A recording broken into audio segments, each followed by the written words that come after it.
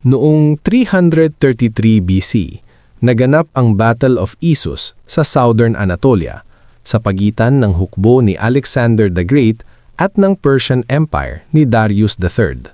Ito ang unang direktang pagharap nina Alexander at Darius III at ikalawang malaking laban sa pananakop ng Persya.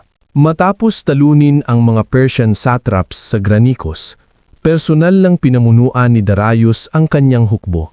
Sinubukan ni Darius na putulin ang supply line ni Alexander sa pamamagitan ng isang flanking march sa likuran ng hukbong Macedonian.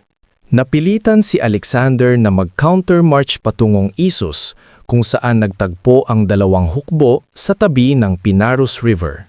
Makitid ang lugar ng labanan, napipigilan ng dagat at bundok, kaya hindi nagamit ni Darius ang kanyang malaking bilang. Pinamunuan ni Alexander ang companion cavalry sa kanang pakpak habang si Parmenion ang nasa kaliwa. Sa gitna ng labanan, sinalakay ni Alexander ang mismong kinaroroonan ni Darius. Nang tumakas si Darius, bumagsak ang moral ng hukbong Parsyan at nagsimula ang kanilang pag-urong. Nagwagi si Alexander at nakuha ang pamilya at kayamanan ni Darius na tinrato niya nung may paggalang.